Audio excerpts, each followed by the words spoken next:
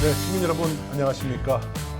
박대용 전진환의 알 권리 시간입니다. 저는 여러분의 알 권리 지킴이 박대용입니다. 자, 오늘 이 자리에는 우리 전공도사님, 전진환 소장님 나오셨습니다. 네, 안녕하세요. 여러분의 전공도사 전진환입니다. 반갑습니다. 네, 정보공개 청구의 도사. 네. 네. 그리고 우리의 눈높이 요정 전예훈입니다. 네, 네, 전예훈 팀장님도 오늘 환영합니다.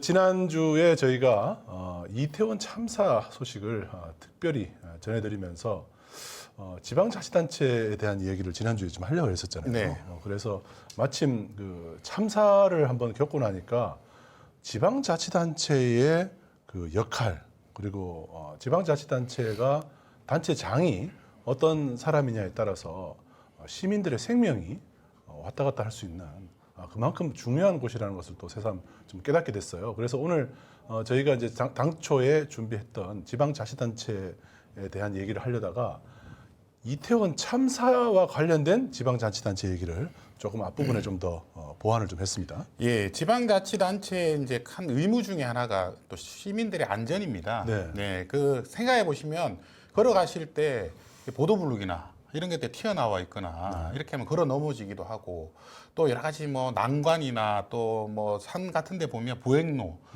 또 뭐 여러 가지 면에서 또 특히 아이들 놀이터 뭐 어린이집 이런 데가 다 이제 지방자치단체 소관이에요. 네. 예, 그러니까 우리의 안전과 가장 가까이 있는 곳이 지방자치단체다. 네. 그래서 그런 것에 대해서 권한과 의무 이런 것들을 좀 여러분들이 알았으면 좋겠다는 생각으로 이 방송을 준비해 봤습니다. 네. 지방자치단체 특히 이제 오늘 두 사람의 지방자치단체장에 대해서도 네. 먼저 얘기를 좀 해볼까 합니다. 이태원 참사가 발생했던 장소가 바로 서울시 용산구잖아요. 네. 그래서 박희영 용산구청장 이분이 했던 발언이 있죠. 축제가 아니라 현상이었다. 자기의 책임을 회피하기 위해서 자기가 이제 당선 직후에는 안전이 최우선이라고 얘기했던 사람 아닌가요? 그런데 이런 사고가 참사가 실제로 일어나고 나니까 결국엔 자기가 현상이다. 자기는 마치 책임이 없는 것처럼 폭우가 쏟아졌더라면 자연재해라고 또 얘기를 하면서 피해 나가고 싶어 했을 네. 것 같아요. 그 이제 이분이 이제 당시에 참 우연하게도 그 압사 사고가 났을 때, 압사 참사가 났을 때 그 자리에 없었단 말이에요. 이게 정말 엄청난 이게 이제 불행의 시작이었습니다. 네. 그 다음에 오세훈 시장도 해외 출장 중이었어요. 그러네. 하필 또 두 예. 사람이. 그러니까 이제 이 안전을 책임져야 될 광역자치단체장과 특별자치단체장과 기초자치단체장이 동시에 자리를 비우게 되면서 이런 이제 문제가 발생을 하게 된 것입니다. 그러니까 이게 이제 다 이제 뭐 경찰의 책임으로 떠넘기고 있습니다만 제가 볼 때 지방자치단체의 책임도 결코 작지 않다. 굉장히 큰 문제다 이렇게 말씀드리고 싶습니다. 네. 특히 이제 오세훈 서울시장은 유럽으로 그러니까 21일부터 유럽을 간 거잖아요. 네. 그러면 자기 출장 기간 안에 이태원에서 10만 명 이상이 모이는 엄청난 행사를 해야 되나요? 이런 것들이 열릴 수 있다는 걸 자기가 충분히 인지한 상태에서 프랑스의 지역 축제를 보러 간 거예요. 이게 모든 불행의 시작입니다. 사실 본인도 지금쯤이면 엄청난 후회를 할 겁니다. 아마. 네. 예. 뭐 그래서 눈물을 흘렸는지 네. 모르겠지만 아무튼 뭐 또 눈물을 흘리면서도 뭐 책임 소재에 대해서는 자기가 또 뭐 명확하게 얘기를 하지 않는다든지 이런 부분들이 상당히 그 시민들의 공분을 좀 사게 했던 것 같습니다. 네, 그 독일 시장 지난주에 우리가 말씀드렸듯이 독일에 계신 그 시장은 20여 분의 압사 이제 사망자가 났음에도 불구하고 주민 소환 운동으로 이제 자리에 물러나게 됐는데 그렇죠. 사실 서울 우리 오세훈 시장도 이런 정말 참사가 발생했을 때 정말 국민들에게 좀 어떤 책임을 묻게 되는 그런 일들을 꼭 해야 될 것 같습니다. 본인 스스로가. 네. 예. 그래야 리더십이 생겨날 수 있을 것 같습니다. 그때 그러니까 독일 시민들은 이런 얘기를 했다고 합니다. 예상되지 않은 위험에 노출되지 않도록 계획하고 수행할 의무가 시장한테 있다. 안전이 충분히 확보되지 않을 경우 그 이벤트를 금지할 의무가 시장한테 있었기 때문에 시장이 책임을 다하지 못해서 21명이 압사를 당한 것이니까 책임을 져라. 이런 얘기를 했었습니다. 네. 사실 뭐 촛불 집회 이런 거는 뭐 못하게 하는 거는 아주 그런 것도 되게 열심히 해요.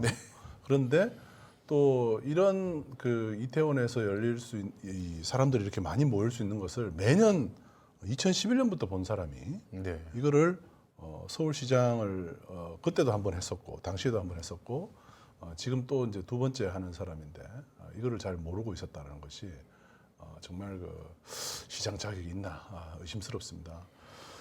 여러분들이 사실 그 서울시장의 일정이 언제 어떻게 되고 있는지를 체크할 수 있는 방법이 있다고 그러죠.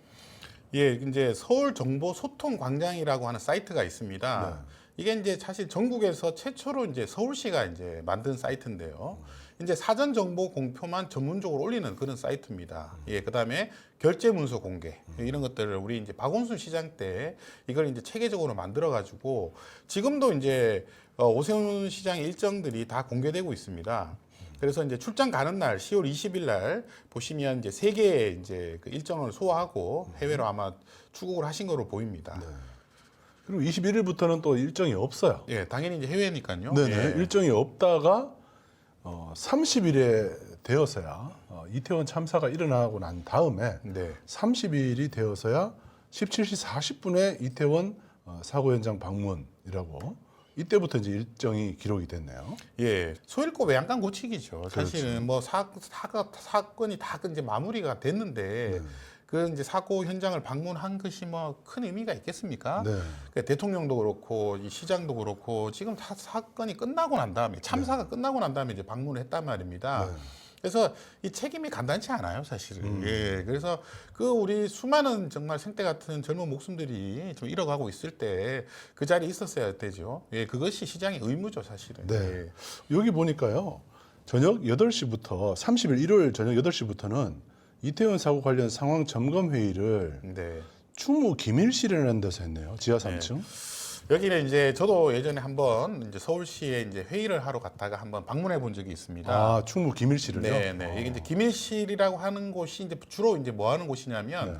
이제 전국 우리 서울시에 있는 모든 CCTV가 다 연결돼 있어서 그 현장에서 다 볼 수가 있습니다. 아, 그러면 이태원의 그 이태원역 1번 출구 앞에 있는 CCTV도 그러면 이 예. 충무 기밀실에서 볼 수 있었다는 거예요? 그럼요, 연결이 다 돼 있습니다. 예, 그 관제센터 비슷한 곳입니다. 예, 사실은 하루 전에 가서 예. 보고 있어야 될 상황이었죠. 아니 그 축제가 일어나면 그것을 이제 시장이나 각종 그 공무원들이 비상 근무를 하고 있었어야죠. 그걸 네. 다 보고 있어야지.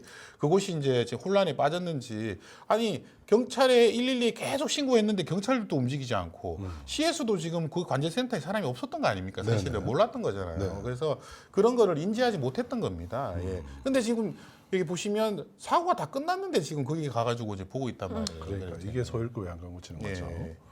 오세훈 시장이 이제 출장을 갔던 것이 이 서울시가 사실은 이미 하고 있는 네. 사업들이잖아요. 그거를 해외 사례를 이제 눈으로 이제 확인하기 위해서 간 거라는 거죠. 네. 이게 신문에 이제 보도된 바에 의하면은 그래서 이게 다른 나라가 어떻게 하고 있는지를 보는 것은 뭐 시장에 가서 볼 필요도 있긴 하지만 담당자가 또 가서 봐도 되는 거잖아요. 중요한 거는 이 헬로윈 축제가 있다고 하는 것을 예측이 됐기 때문에 네. 이게 갑자기 발생한 게 아니란 말이에요. 벼락이 치거나 갑자기 뭐 폭풍우가 일어났거나 그런 게 아닙니다. 예, 그렇기 때문에 더 비판받아야 될 지점이 있다는 것입니다. 네. 예. 자, 이 아까 조금 전에 얘기했던 충무 기밀실. 네. 이 원래 이름은 충무 상황실이었네요. 네, 이제 재난 종합 상황실이라고 해서 여기 이제 화면 작은 화면에 보시면 이제 거기 이제 지도가 있고 CCTV가 같이 달려 있는 게 이제 보입니다. 예, 그래서 이곳은 이제 사실은 서울시가 이제 컨트롤 타워를 하기 위해서 모든 구청과 연계해가지고 이제 하기 위해서 이제 이난 일종의 이제 벙커죠. 뭐 예, 이제 청와대로 치면 네. 예, 벙커에서 서울 시민들의 안전을 위해서 설치한 그런 이제 종합 상황실이라고 생각하면 되겠습니다. 네, 예. 네. 이미 2013년에 이거를 만들어 가지고 네. 운영을 하고 있었던 것인데 오세훈 시장이 들어와서 이 상황 분석실을 제대로 활용을 못 하고 있다라는 얘기를 제가 들은 것 같아요. 네.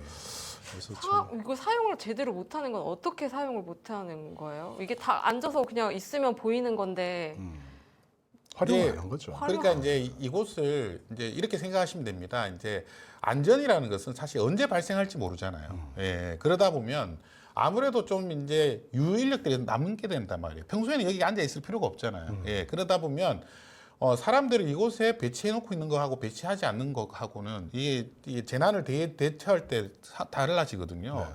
근데 좀 시장이 안전에 관심이 좀 많으면 이곳에서 사람을 많이 배치하고 관심을 가지게 되지만 또 다른 데 관심을 가지게 되면 그곳에 배치한단 말이에요. 그렇죠. 네. 안전 관련 인력들을 축소시켜서 네.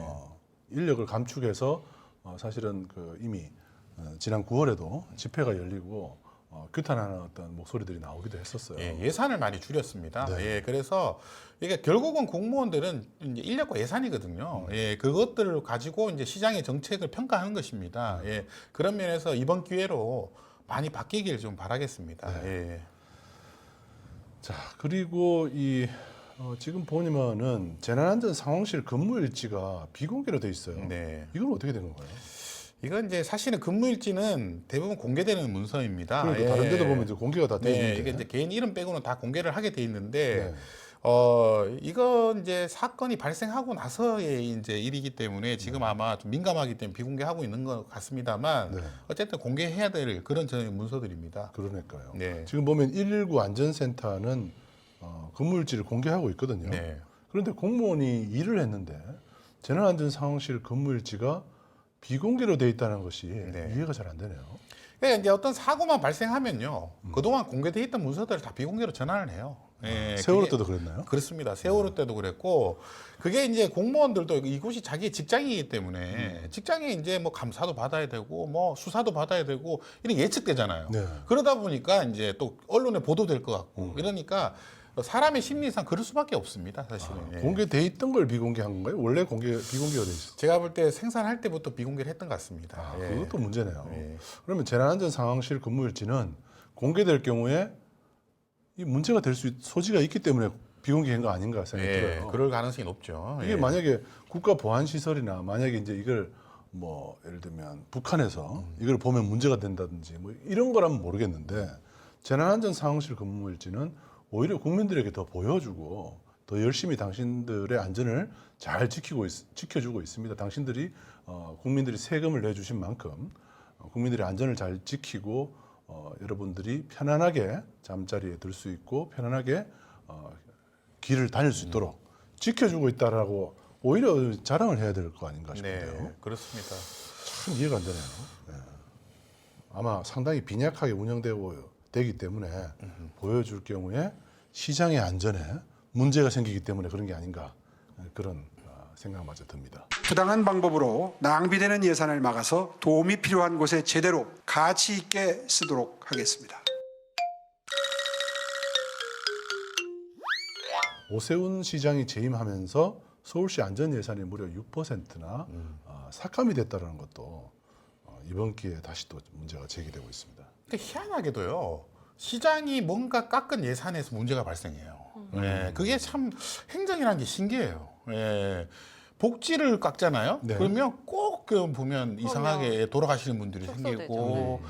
또 자신이 스스로 생을 마감하시는 분들도 많이 맞아요. 생기고, 그런 일이 발생한단 말이에요. 그래서 이 예산이라는 거는요, 조심해야 됩니다. 예, 뭐들 잘못하면 그쪽에서 뭔가 문제가 발생하게 돼 있습니다, 사실은. 그러니까요. 네. 아유, 참. 그리고 이 삭감된 예산은 또 어디로 더 들어갔는지 추가가 됐는지를 보면 시장님의 좀 이렇게 중점 사업을 알 수 있겠네요. 네, 그렇겠습니다. 부당한 방법으로 낭비되는 예산을 막아서 도움이 필요한 곳에 제대로 가치 있게 쓰도록 하겠습니다. 그리고 용산구청장 얘기도 좀 해볼까요? 용산구청장이 지난주에 저희가 이제 언급을 잠깐 했습니다만은 대책회의 이태원 할로윈 축제를 어떻게 대책을 세워야 될지를 사전에 대책회의가 있었다고 네, 계속 그러길래 그러면 그때 구청장 어디 갔냐 보니까 구청장이 없어요. 야유회가. 그래서 어디 갔는지 더 기자들이 찾아보니까 야유회를 갔더라. 예. 이런 것도 역시 시민들의 공분을 샀던 기사입니다. 답답합니다. 진짜. 전주에도 지난주에도 말씀드렸듯이 예측했어도 문제인데 안 했어도 그것도 그대로 또 잘못이 있는 것 같아요. 저는 취임 4개월 차. 짧게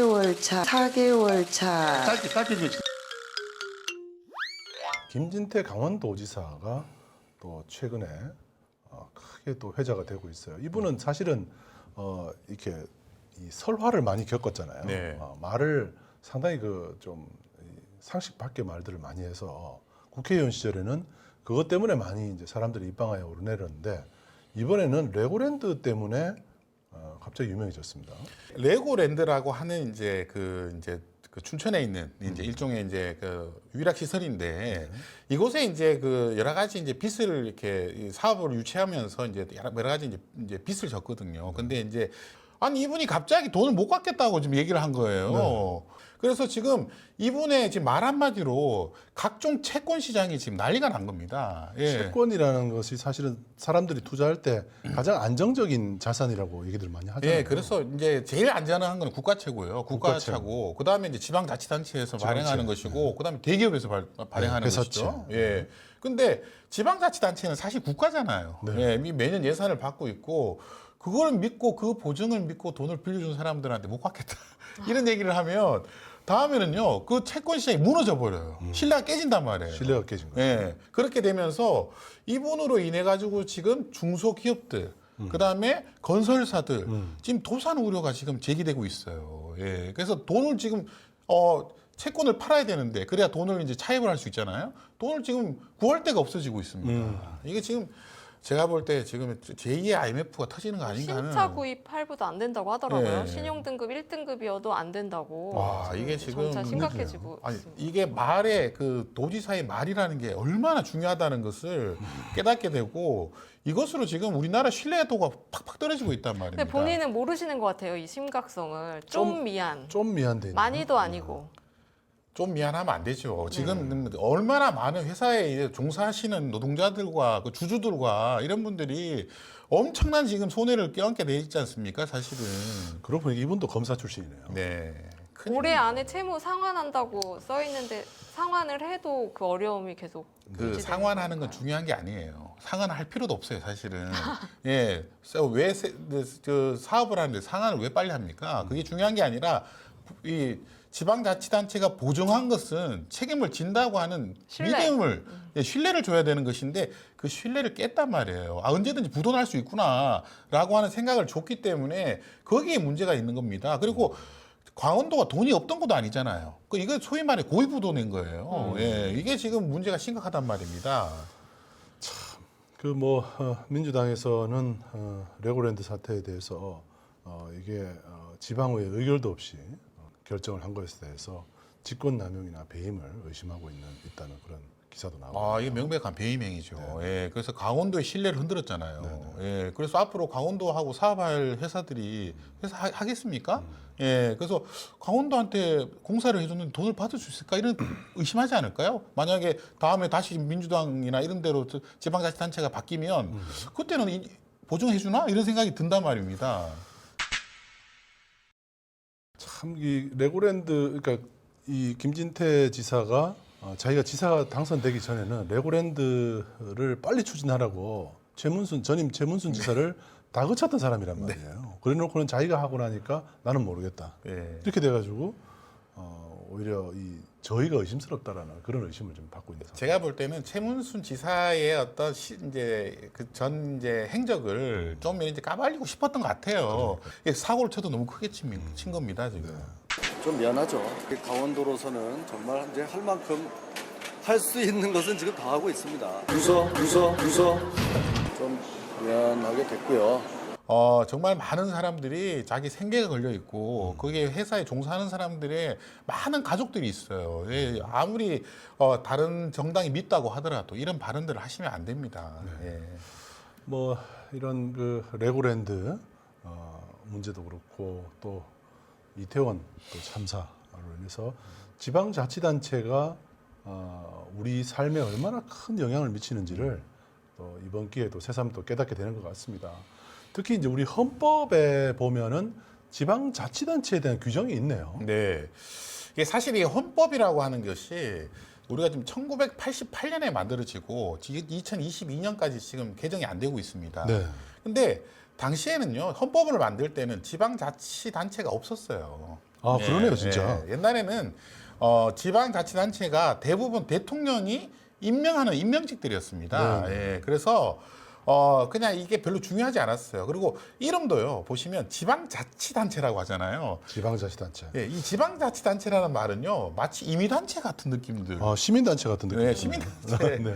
여기에도 보면 예산도 내려주고 의회도 있고 그다음에 여러 가지 권한도 있고 조례도 만들고 이렇게 사실은 하는데 정부죠, 정부. 지방 정부라고 해야죠. 지방 정부가 더 맞겠네요. 네. 네. 이 헌법 117조와 118조 이 두 가지 조항에 의해서 지방자치단체, 지방자치제에 대한 규정이 헌법에 나와 있기 때문에 이 헌법에 규정이 되면서 결국 90년대에 지방자치제가 도입되게 된 계기가 된 거 아니겠습니까? 네. 이게 이제 지방자치단체 이제 선거가 1991년에 처음으로 이제 네. 예, 시행된 것으로 알고 있습니다. 그때는 이제 사실 지방자치단체 의원들은 대부분 무임이었어요. 예, 이렇게 월급 없이 봉사직이었습니다. 명예직이었고. 예, 명예직이었습니다. 그리고 예, 그다음에 그때 지방자치 선거할 때 저도 이제 그때 기억이 나요. 고등학교 때인데. 근데 그때는 그냥 막 연예인들도 나오고 아무나 이게 막 그냥 한번 이렇게 시범적으로 나가보라고 그랬어요. 다 나가지 않으려고 했습니다. 뭐 당시에 이제 통장 같은 거 같은 느낌이었어요. 아, 약간. 그래요? 그래서 근데 지금은 그때와는 비교할 수 없을 정도로 지방자치단체들이 커졌죠. 예, 뭐 특히나 서울시장은요, 우리나라에 사실은 대통령 다음에 큰 자리예요. 예, 그래서 서울시장과 경기도지사 자리는 다음이 바로 대권으로 갈 수 있는 엄청난 자리이기 때문에 지금 지방자치단체의 위상은 정말 그때와는 비교도 할 수 없을 정도로 커졌습니다. 아니, 그러면 지방자치단체가 이제 그러면 대통령이 너 강원도지사에 경기도지사에 이렇게 그냥 임명을 했다는 네, 얘기죠. 당시에는 그렇게 했습니다. 그리고 그 임명된 사람도 무임이고 그냥 그 일을 아닙니다, 하던지 안 하던 그냥 명예직으로만 아닙니다. 생각했었어요. 임명직 때는 그냥 월급쟁이죠. 예, 공무원이죠. 예. 당시에는 그분들이 대부분은 이제 공무원 출신들이 많이 갔고요. 근데 정치인들도 많이 갔습니다만 그때는 이제 또 그 급수에 준하는 이제 예우를 받았습니다. 근데 이제 제가 말하는 무임이라고 하는 거는 봉사직이었다고 하는 건 이제 의원들,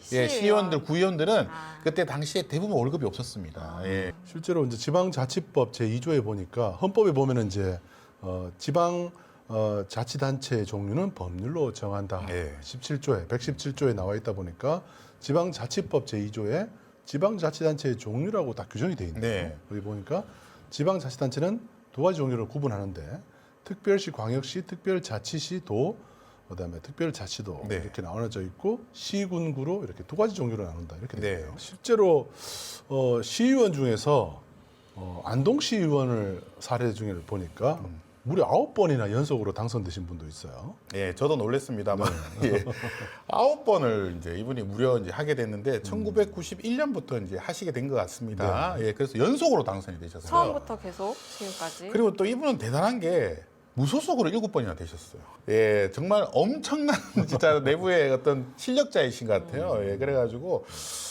구선이면 4, 8에 32, 30 지금 1년 됐으니까 한 33년 동안 지금 와. 지방자치 지금 이제 연세가 67인데 예, 30대 때부터 한 거죠. 반평생을 지방의원만 하신 분으로 대단하죠. 벌써 사실 이쯤 되면은 뭐 시장이나 혹은 뭐 도의원까지. 도의원이나 도지사나 이런 곳으로 가셔도 될 생각도 하셨을 것 같은데 그런 욕심이 없는 것 같아요. 예. 기초의원만 구선을 내리했다는 것은 이분이 이 자기의 어떤 시의원으로서의 어떤 그게 있는 것 같아요. 예.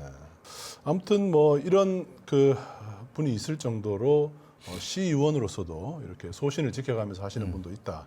뭐 이 아마 뭐 잘은 모르겠지만 안동 그 해당 지역구에서는 이분이 뭐 그만큼 신뢰가 구축이 돼 있으니까 이렇게 하시겠습니까? 그렇죠.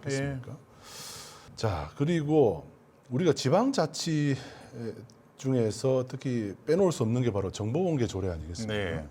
정보공개 조례가 처음 나왔던 데가 청주에서 나왔었죠. 네. 예, 정확하게는 이제 청주시가 아니라 청주시의회입니다.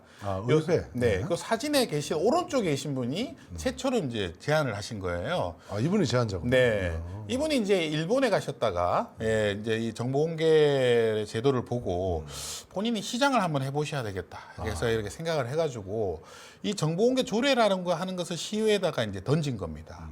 예, 근데 1991년에는 시장하고 달랐던 쪽이 더 많았던 것 같아요. 시의원들이 이렇게 정당이 달랐던 쪽이. 근데 이 조례가 통과가 된 겁니다. 아하. 근데 이게 문제가 된 게 뭐냐면 정보공개법은 1996년에 만들어졌잖아요. 법보다 조례가 먼저 나왔네요. 예. 그래가지고 청주시에서 이거는 법도 없는데 어떻게 조례를 만드냐라고 해가지고 이걸 이제 재심의를 요청을 했는데 재심의에 또 통과가 됐어요. 그래가지고 이걸 이제 그래서 거기서 끝내지 않고 대법원에다가 이게 법이 없는데 조례를 만드는 것이 이게 이제 여러 가지 위법한 것이 아니냐 해석을 요청을 한 거예요. 근데 대법원에서는 법이 없어도 조례를 만들 수 있다라고 해석을 내려서 우리나라 최초의 정보공개 조례가 청주시 의회에서 1991년에 통과되는 그런 기적 같은 일이 이제 발생한 거죠. 희한하네요. 예. 예.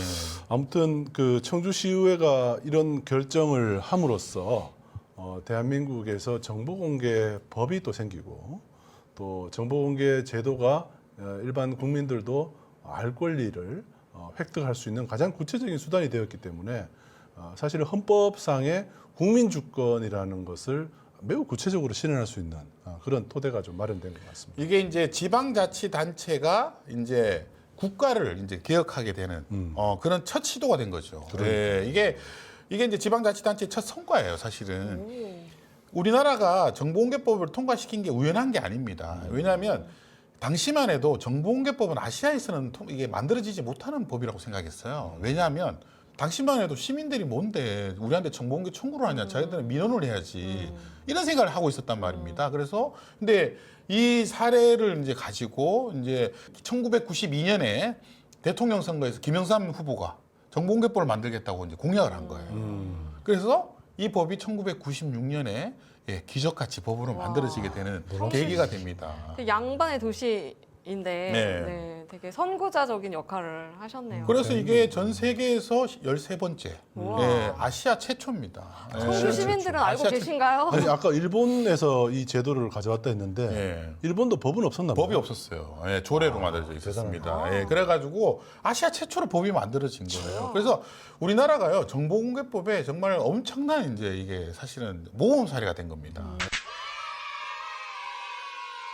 사실 그 저희들이 이제 정보공개 청구를 할 때 보는 그 사이트 있잖아요. 네. 그걸 제가 미국에 있는 기자들한테 보여줬더니 깜짝 놀랍니다. 너무 부러워하더라고요. 미국은 그런 게 없어가지고 이메일을 보내야 된답니다. 정보공개 청구를. 우리나라의 그 정보공개 사이트는요, 정보공개 제도를 발전시키는데 1등 공신입니다. 왜냐하면 24시간 동안 언제 어디나 다 청구할 수 있고, 신기한 건 그 청구한 게 담당 공무원한테 전달되는 시스템을 갖췄다는 거예요.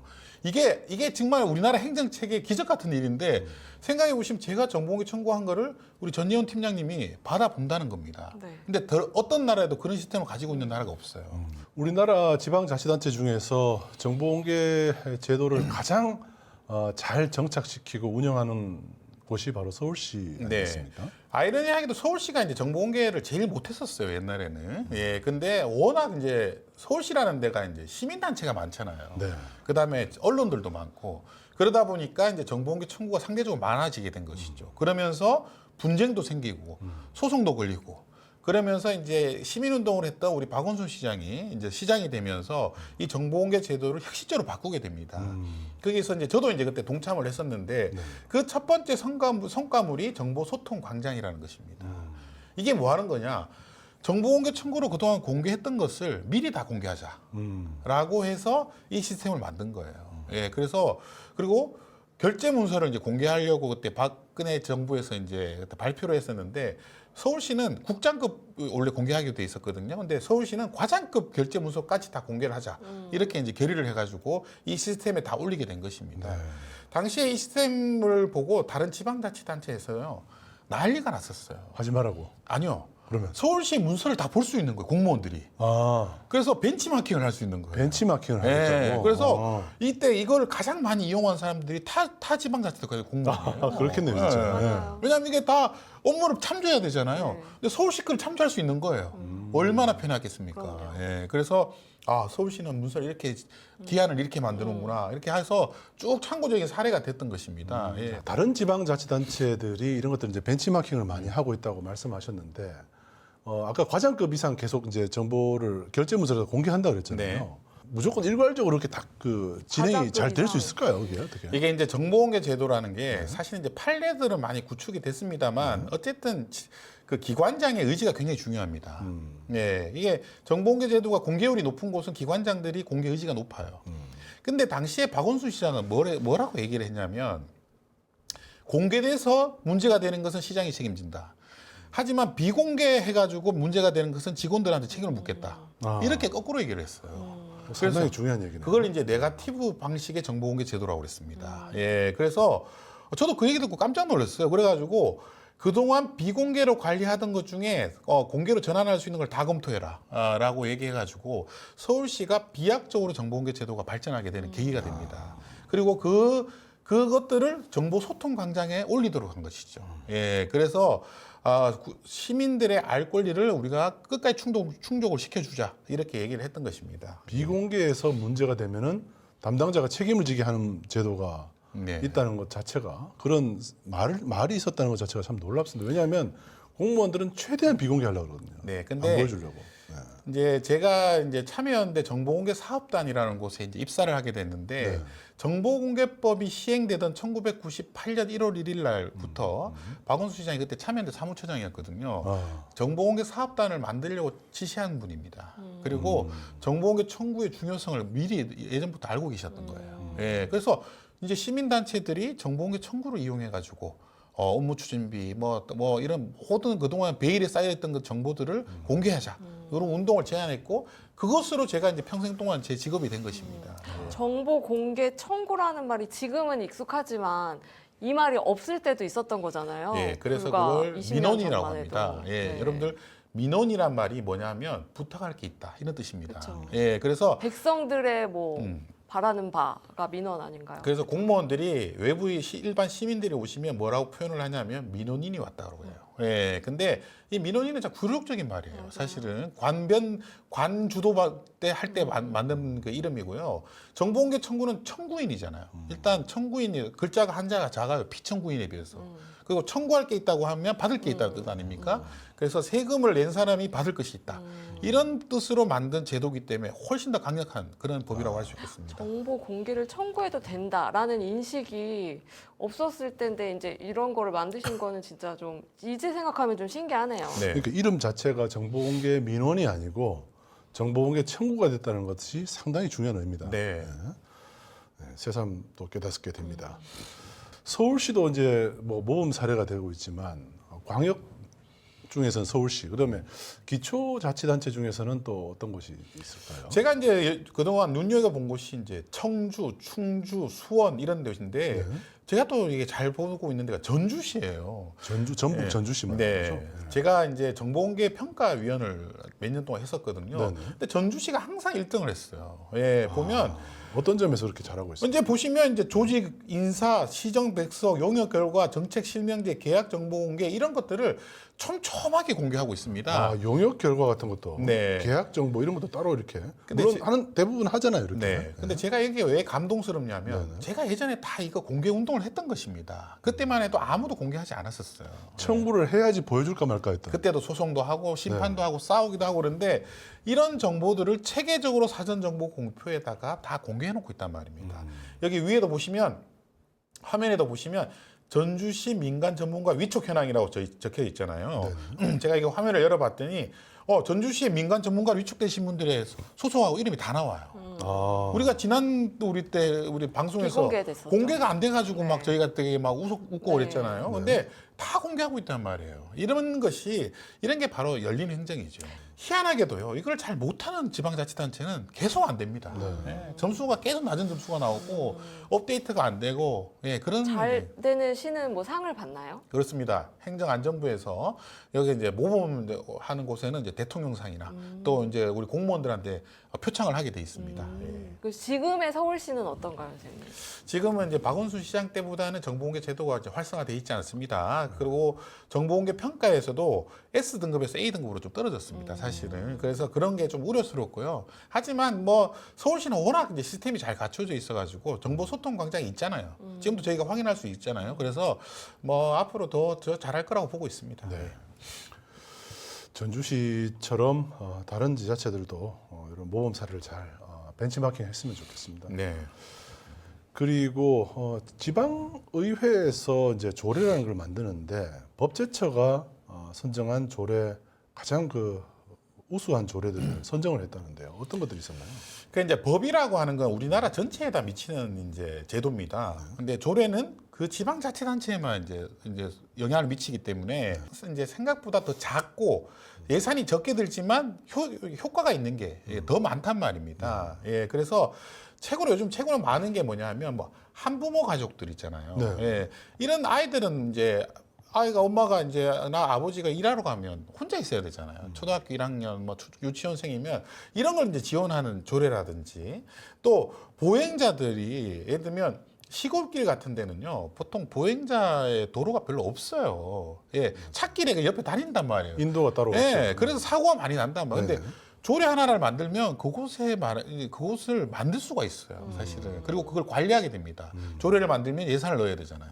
예, 그런 걸 한다든지 또 예를 들면 좀 아이들이 조금 학습 능력이 떨어지는 아이들한테 소위 말해서 지원을 좀 더 한다든지 학원을 못 가는 친구들 또 그렇죠. 최근에 이제 사교육이 어려운. 예, 최근에 이제 화제가 되고 있는 건 뭐 100원 택시 뭐 이런 것도 있습니다. 100원 택시는 뭔가요? 그러니까 시골에는요 워낙 택시비가 비싸잖아요.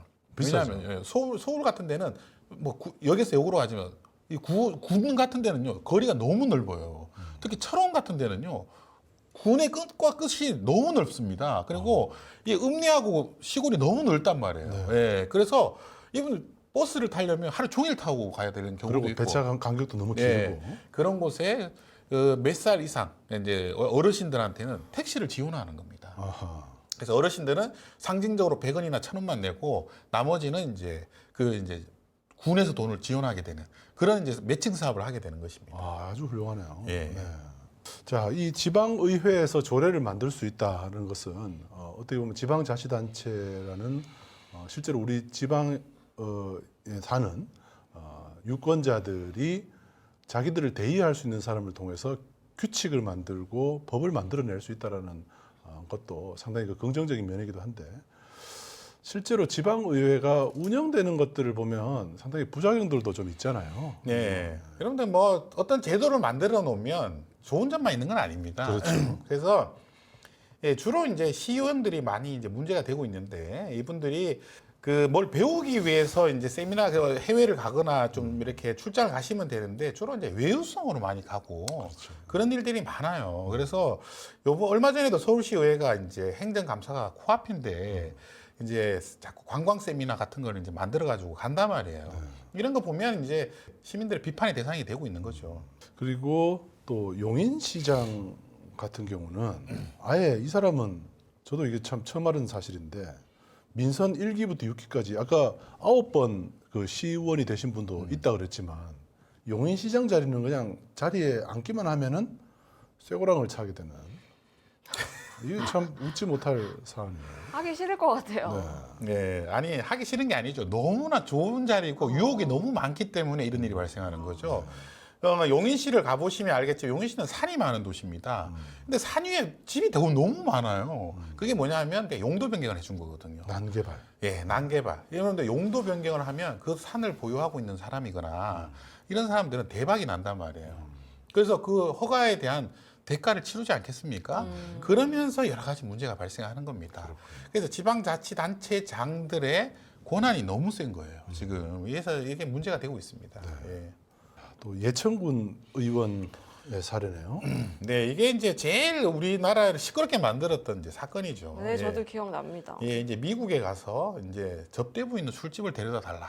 뭐 이런 요청도 하고 또 가이드를 때렸어요. 예, 그래서 이게 또 당시에 사진도 찍히고 뭐 녹음도 되고 이래가지고 난리가 났던 사건인데 이렇게 큰 사고를 쳤는데 이분들이 다시 출마했어요. 이분들 어떻게 됐습니까?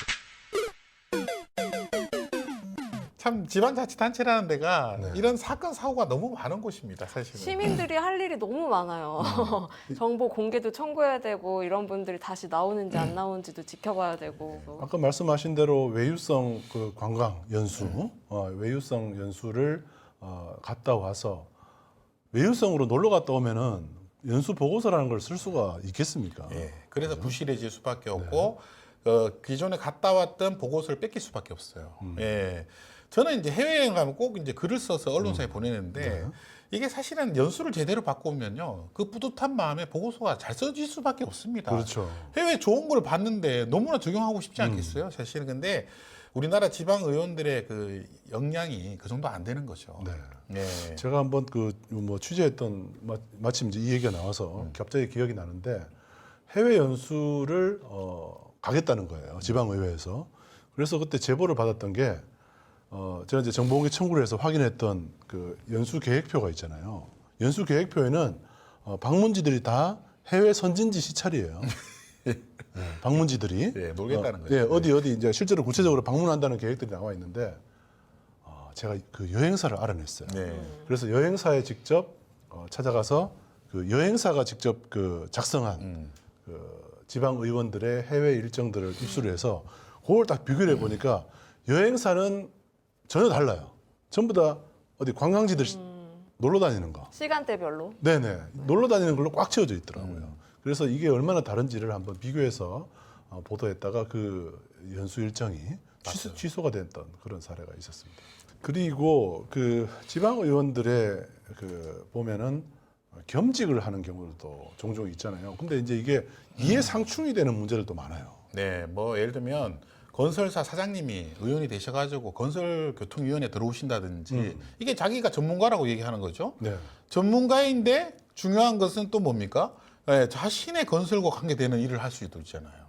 그런 의사 결정이나 예산 배정을 자기가 네. 더 잘할 수 있기 때문에 이런 것들을 정보공개 청구를 통해서 겸직 현황 정보를 또 알아볼 네. 수가 있어요. 네. 그래서 그런 정보들을 취합을 해서 이런 언론사에서 겸직 정보를 검색할 수 있는 웹사이트를 만들어 놓은 네. 이런 사례도 있네요. 그러니까 저도 이제 서울시 그 각종 이제 지방자치단체 겸직 현황을 이제 정보공개 청구를 많이 해봤습니다만 이 겸직을 하면서 돈을 받는 사례도 꽤 많고요. 또 회사에 이사로 등록돼 있으면서 지방의원을 하시는 분들도 있고, 예, 그 다음에 각종 협회 있죠. 특히 제일 많이 하는 거는 스포츠 관련된 협회들입니다. 예, 뭐 배드민턴 협회 이런 데는 이권들이 되게 많아요. 예, 그래서 그분들도 지방의원들을 회장으로 이제 영입하려고 혈안이 돼 있습니다, 사실은. 그래서 그런 것을 신고를 다 해야 되는데 그 신고한 걸 보면 여러 가지 부적절한 관계들이 많이 보입니다. 네. 이런 것들도 정보공개 청구를 통해서 겸직 현황 정보를 여러분들이 확인해 보실 수가 있습니다. 예, 당장 여러분들 속해 있는 그 의회에 예, 한번 겸직 현황을 정보공개 청구를 한번 해보시면 좋을 것 같아요. 이제 이제 지방자치단체가 들어온 지가 얼마 안 됐잖아요. 지금 이제 4월에 선거가 있었고 이제 그래서 이제 좀 청구를 해볼 만한 그런 시기인 것 같습니다. 이제 없던 분들도 겸직을 할 만한 시기가 됐나요? 이제 겸직을 할 때죠. 겸직을 할 때인데 지난 6월에 선거를 했으니까. 네, 6월에 선거를 해서 이제 겸직에 대한 유혹이 엄청나게 많을 네. 때입니다. 지금이. 그리고 또 하나는 이제 시민들이 궁금해하시는 내용 중에 하나는 정보공개 청구를 했어요. 그런데 저쪽에서 공공기관에서 비공개를 합니다.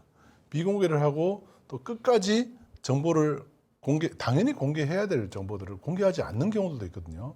이런 경우 이의 신청도 할 수 있고 행정소송, 행정심판, 행정소송까지도 할 수 있는데 이 사람들을 처벌할 수 있는 방법은 또 없더라고요. 네. 이제 참 공교롭게도 지금 이제 오세훈 시장님이 이제 예전 이제 서울시장을 하실 때 제가 소속돼 있던 정보공개센터랑 소송을 한 적이 있습니다. 그때 저희가 이제 광고비 내역을 정보공개 청구를 해서 비공개 받았다가 행정심판에서 승소를 했거든요. 근데 행정심판에서 승소를 했는데도 정보를 안 주는 거예요. 예, 그래가지고 저희가 서울 오세훈 시장님하고 그 담당자를 해가지고 저희가 손해배상 1,000만 원을 이제 그때 이제 민사 소송을 했어요. 저희 그때 재판 중에 알았는데 이 자문 변호사들도 이거는 공개를 해야 된다고 이제 자문을 한 거예요. 자문 내용이 다 있었던 겁니다. 그래서 판사님이 그걸 보고 이거는 이제 심각한 사안이다라고 해서 저희들한테 100만 원 승소 판결을 내렸어요. 예, 그래가지고 이게 당시에 언론에 일면에 보도가 됐습니다. 예, 굉장히 큰 사건이었어요. 그렇죠. 그래서 정보공개 제도를 지키지 않으면 손해배상을 할 수 있다. 이런 이제 판례가 잡히기 시작한 겁니다. 왜 서울시는 언론사별 광고비 집행 내역을 공개하지 않았을까요? 당시에 뭐 이제 특정 이제 언론사하고 이제 좀 이렇게 편향돼 있다 이런 제보가 있었거든요. 그리고 그걸 이제 공개하기가 조금 뭐 했던 것 같아요. 예, 그래서 이게 이제 소송으로 이제 그때 이제 문제가 됐던 거죠. 그 이후에 이제 저희한테 공개를 해줬습니다. 네. 깨끗하게 맑게 자신 있게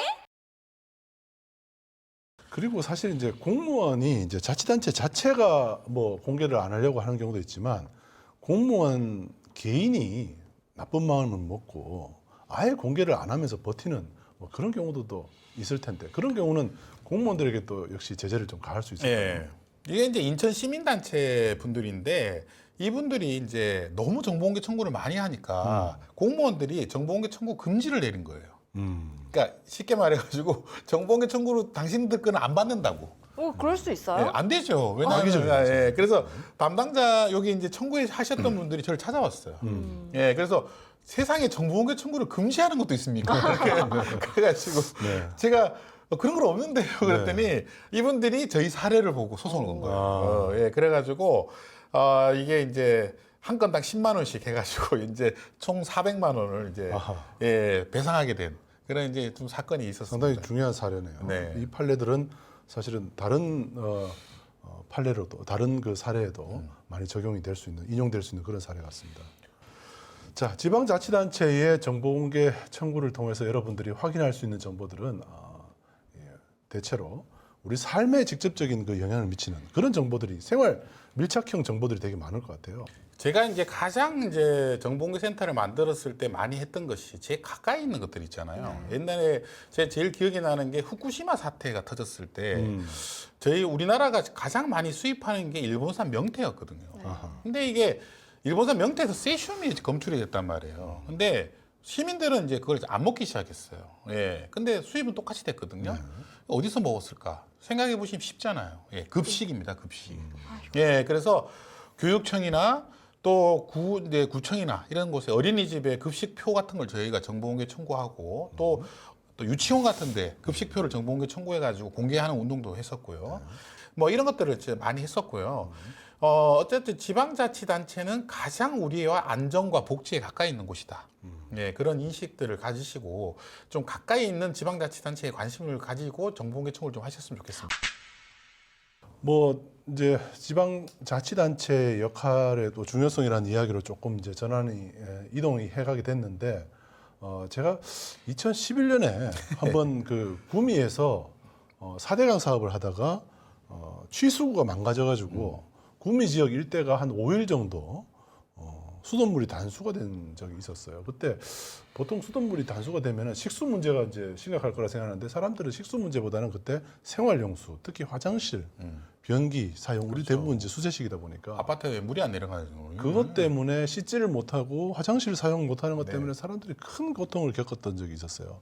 그때 구미시에서 이제 뭐 어떻게 그냥 속수무책으로 있을 때 제가 이제 그때 춘천에 있을 때 춘천에서 그 소식을 듣고 좀 이해하기 좀 힘드시겠지만 시민들에게 구미에 한번 도움을 주고 싶다 이런 얘기를 해서 시민들이 돈을 이렇게 모아준 적이 있었어요. 그래서 제가 부모님이 이제 농사 지으시는 트럭을 몰고 아버지랑 같이 구미를 가서 시민들에게 새벽에 물을 나눠줬는데 그때 시민들이 줄을 서서 물을 받아갔던 적이 있었어요. 예, 저도 이제 그때 우리 박대웅 이사장님하고 친했기 때문에 잘 기억이 나는데 트위터로 되게 유명하셨거든요. 근데 아니 도대체 지방자치단체는 뭐하고 지금 춘천에 계신 기자가 저 물을 싣고 저기를 가느냐 그렇게 좀 생각했던 생각이 나고요. 근데 놀랍게도 그 물값을 시민들이 딱 보내줬어요. 그죠? 예, 그래서 너무 신기했고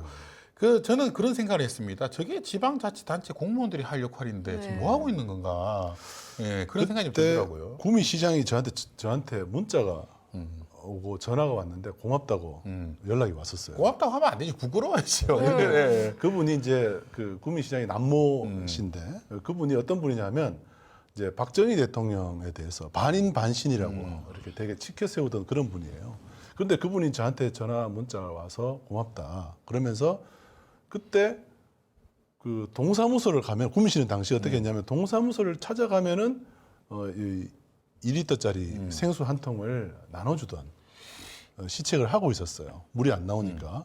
근데 제가 물을 달라고 요구했던 사람들은 동사무소를 갈 수 있을 정도의 이 이동력을 갖추신 분들은 마트 가면 물을 사실 수 있는 분들이에요. 맞아요. 이분들은 아무 문제가 없어요. 근데 문제는 뭐냐? 어떤 분들이냐면 신생아를 키우는 어머니들, 그리고 장애인들, 그리고 아주 그 거동이 불편한 노인들 이런 분들이 물이 절대적으로 필요한 상태. 그렇죠. 그래서 그분들한테 물을 전달해 드렸던 것이 제가 기억에 지금도 그분들의 표정이 지금도 제가 기억이 납니다. 그리고 이제 제주도 같은 경우죠. 이런 경우도 원희룡 제주지사가 비선 인사로 지사님 연루서를 이렇게 차단하기 위한 문서를 작성한다든지 이런 것들을 했는데 제주도가 좀 특별하게 기초자치단체가 지방자치단체 그러니까 선출직이 아니죠. 네, 제주도는 특별자치도라서 도지사만 뽑습니다. 네. 네, 그러니까 서귀포가 있고 제주시가 있잖아요. 옛날에는 그걸 뽑았어요. 근데 지금은 그냥 도지사만 뽑고 나머지 임명직들입니다. 그러다 보니까 제주도가 여러 가지로 문제가 발생하는데 도지사가 이제 왕이 된 거죠. 특히 특별자치도는요, 엄청난 권한이 있거든요. 사실은 쉽게 말하면 영리병원도 세울 수 있어요. 네, 그거는 보건복지부하고 협의만 하면 돼요. 네, 그렇기 때문에 이런 이제 위험성이 있기 때문에 저는 오히려 여기가 특별자치도라는 것이 오히려 제주도한테 독이 되고 있는 거 아닌가 저는 그런 생각을 좀 하고 있습니다.